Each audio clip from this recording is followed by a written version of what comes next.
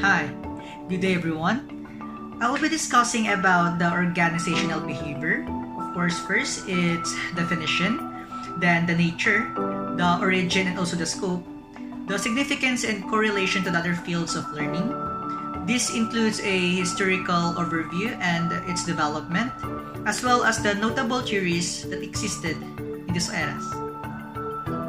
So my topic will be focusing on first, what is management, and be able to differentiate managerial and organizational success, to answer what is the relevance of people to managerial and organizational success, and also to answer what is organizational behavior, the history of organizational behavior, the scope and its importance, and to identify Frederick Taylor's scientific management, Henry Fayol's universal principles of management, Hawthorne's studies and its legacies, the work of Elton Mayo and Mary Marker Follett, Douglas McGregor's theory X and Y, and we will figure out what is a contingency approach. What is management? The verb manage comes from the Italian manager, or to handle, especially tools, which in turn derives from the Latin manus, or hand. According to Mary Parker Follett, management is the art of getting things done through people. Management is the process by which human resources are coordinated and used with other resources to accomplish goals and objectives of the organization. And she states that it is making the most effective use of 3 M's: the money, machines, and men or the women. Meanwhile, according to George and Jerry, there are 4 fundamental functions of management: the planning, organizing, actuating, and controlling. Whereas, Loder Gulick has given a keyword POSDCORP, where P stands for planning, O for organizing, S for staffing, D for directing, CO for coordination, R for reporting, and B for budgeting. But the most widely accepted are functions of management given by Kuhns and O'Donnell: the planning, organizing, staffing, directing, and controlling. What is the difference between the managerial and the organizational success? It is like the difference between the government and the state.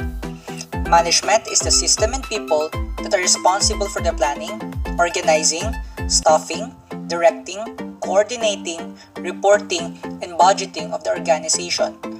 The organization is the body itself, formed of people, management, systems, and institutions. Hence, managerial and organizational success are twin terms that exist side by side with each other. Each one needs and supports the other. Organization will be inert and useless if there is no management that will steer it. Management will be hollow and meaningless if there's no organization to manage. What is the relevance of people to managerial and organizational success? Employees with a high level of engagement in the workplace are more likely to contribute a company's success. This is because they're more willing to apply themselves above and beyond their basic remit to accomplish tasks that help the organization to achieve its goals. Research also shows that employees who consider themselves as working for an effective manager score up to 400% higher on engagement assessments than those who believe their manager to be incompetent. It's therefore vital to understand what good people management is. People are the central element of organizational change, so strategies that focus on systems and structures alone are doomed to fail. In order to improve performance, managers need to work actively on the ground with their staff to implement successful and sustainable change. As such, it's crucial for companies to constantly assess and improve their people management and leadership skills so they can boost their employees' careers, increase productivity, and grow the business. What is organization? Organizations, according to CAST, are goal-oriented, psychosocial systems, technological systems, and an integration of structured activities. In other words, organizations consist of people who, more or less, share common objectives or purpose. The behavior of the organization is directed towards attainment of these objectives. The members who comprise the organization work jointly in groups and cooperate together in interdependent relationships. And what is organizational behavior? Organizational behavior is the academic study of how people act within groups. Its principles are applied primarily in attempts to make businesses operate more effectively. The study of organizational behavior includes areas of research dedicated to improving job performance, increasing job satisfaction, promoting innovation, and encouraging leadership. Each has its own recommended actions such as reorganizing groups, modifying compensation structures, or changing methods of performance evaluation. Organizational behavior is the study of how people behave within groups. Early studies determine the importance of group dynamics in business productivity. The study of organizational behavior is a foundation of corporate human resources. A good organizational behavior definition simply states that it is the study of how people behave and interact within groups. This includes studying group dynamics, job satisfaction, job performance, creativity, and innovation. While many managers and business leaders already think about these things on a regular basis. Now, let us discuss the history of organizational behavior, the scope, and its importance. The origin of organizational behavior can trace its roots back to Max Weber and earlier organizational studies. The Industrial Revolution led to significant social and cultural change, including the new forms of organization. Analyzing these new organizational forms, sociologist Max Weber described the bureaucracy as an ideal type of organization. So in the 1890s, with the arrival of scientific management and Taylorism, organizational behavior studies was forming it as an academic discipline. Human relations movement from the 1930s to the 1950s contributed to the shaping the organizational behavior studies. Works of the scholars like Elton Mayo, Chester Barnard, Henry Fayol, Mary Marker Paulette, Frederick Herzberg, Abraham Maslow, David Maxillan, and Victor Vroom. The oldest approach to the study of organization is through the history of organizations, societies, and institutions. Throughout human history, people have joined with others to accomplish their goals, first in families, later in tribes and other more sophisticated political units.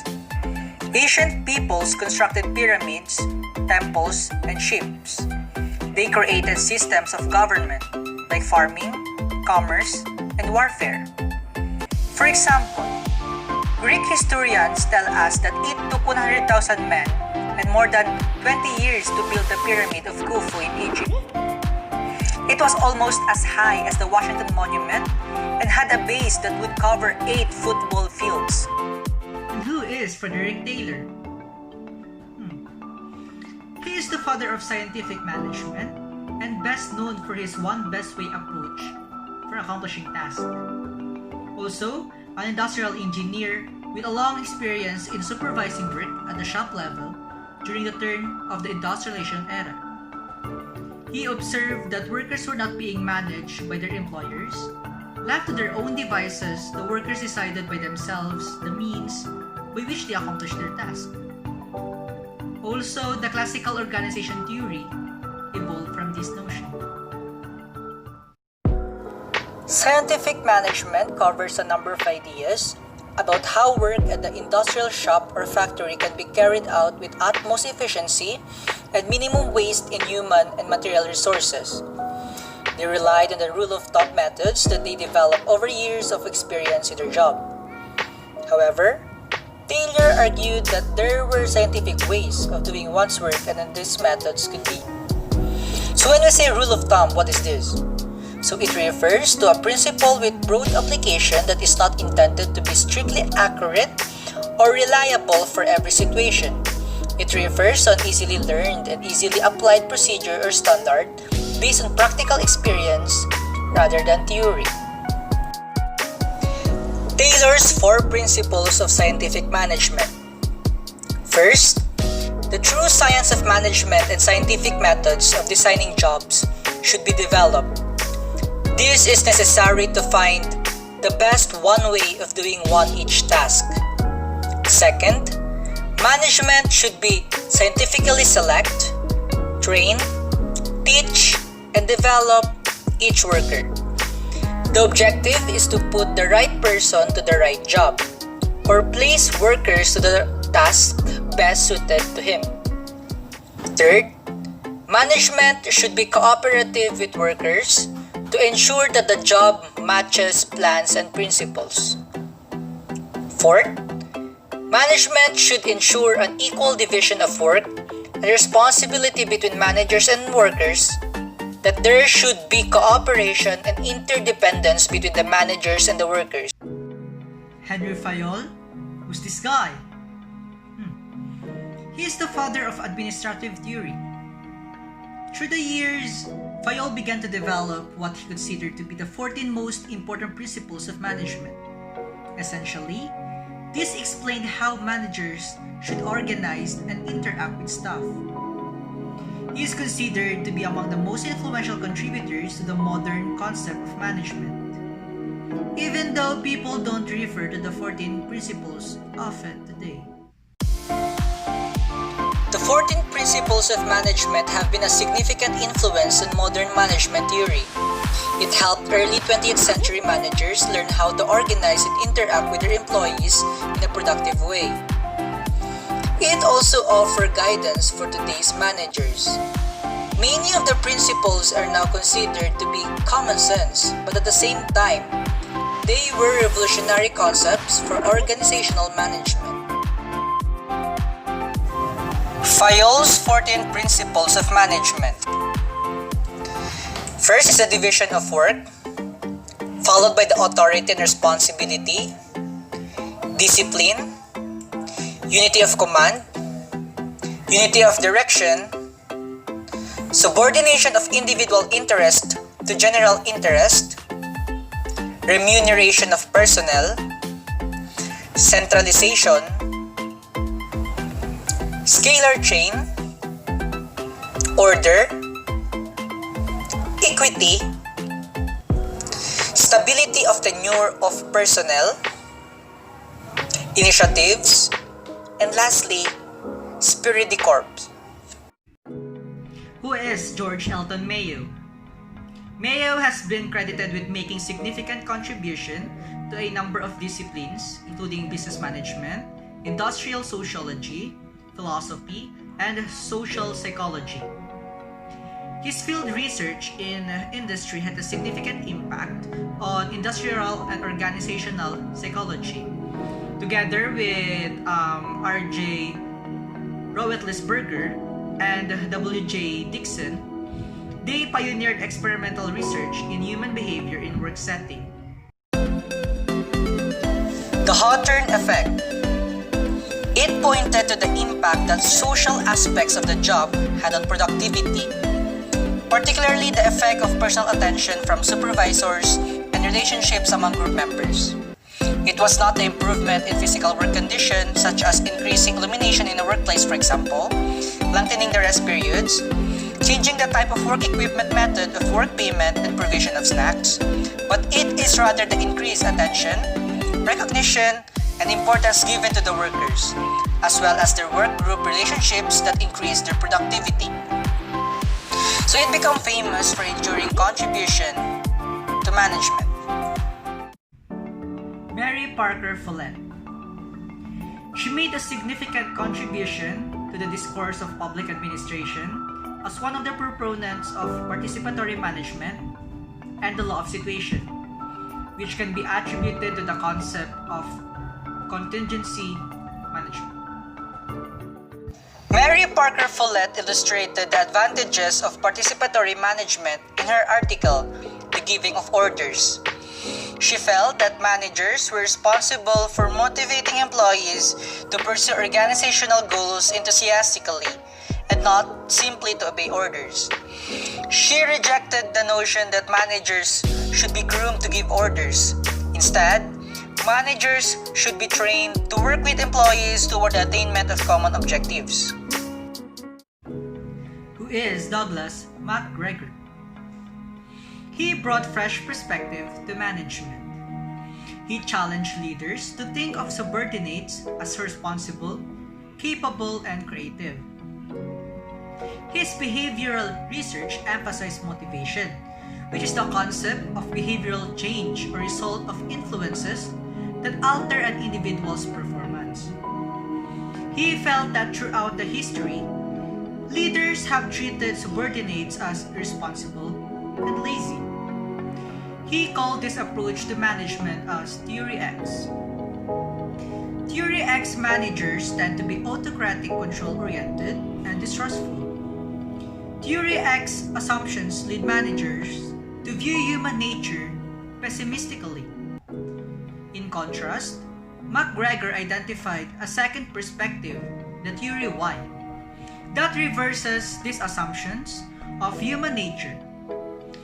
Theory Y managers view subordinates optimistically as individuals who want the challenge of work, prefer self-control, and are capable of responsible, independent judgment.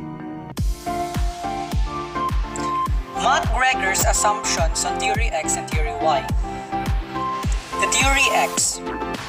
Most human beings dislike work and avoid it whenever possible. They must be forced, threatened, and directly controlled in order to achieve organizational goals. Most people are lazy, prefer to be directed, shown responsibility, have little ambition, and want security. The average human being avoids leading and wants to be led. And now, let's proceed to Theory Y. Work is natural, and most people prefer the physical and mental effort of working. The commitment to objectives is also a natural state for most individuals, particularly when rewards are associated with achievement. Human beings can exercise self-control, prefer self-direction, and have the capacity for innovation and creativity. Under most reasonable circumstances, the majority of people will accept responsibility. Many individuals seek leadership rather than security of being led. But at the least, the contingency approach. So it is a management theory that suggests the most appropriate style of management is dependent on the context of the situation, and that adopting a single rigid style is inefficient in the long term. So contingency managers typically pay attention to both the situation and their own styles and make efforts to ensure both interact efficiently. So in short discussion, the proponents of contingency approach believe that an organization and the management of an organization should zero in on the situation because there is no best type of organization structure. What structure is best is that which is appropriate for a given situation, hence structural variances are to be expected. It suggests that the leadership behavior should be adopted to accommodate different situations, or alternatively, leaders should be assigned to situations that the best fit their leadership styles. This approach is based on the premise that although there is probably no one way to solve a management problem in all organizations, there is probably one best way to solve any given management problem in any one organization.